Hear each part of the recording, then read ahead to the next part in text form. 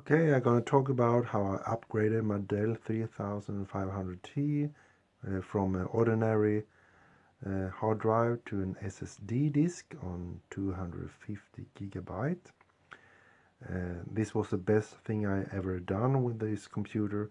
This computer workstation, it's a more supposed to, well, work graphics for CAD and so on.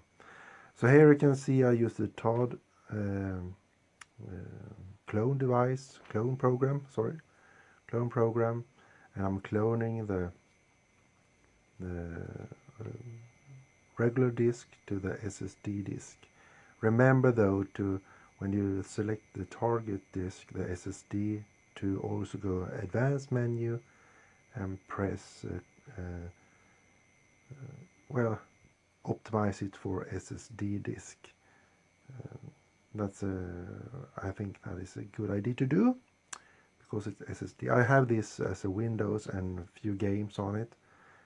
Star Trek, World of Tanks, World of Warships, Fortnite and stuff like that. So very, very smooth and very fast loading of those games with the SSD disk. So I recommend you to buy a cheap computer, $200 maybe, and then upgrade graphics and to an SSD disk.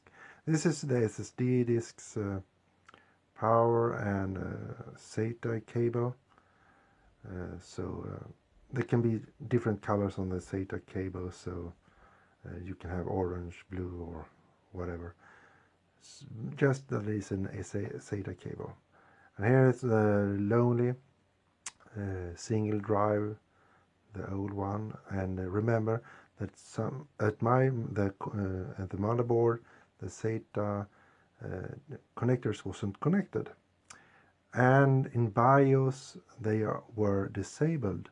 So you have to go into BIOS and open up the SATA cables, connectors, or what do you say? So you have to open up the BIOS for the SATA.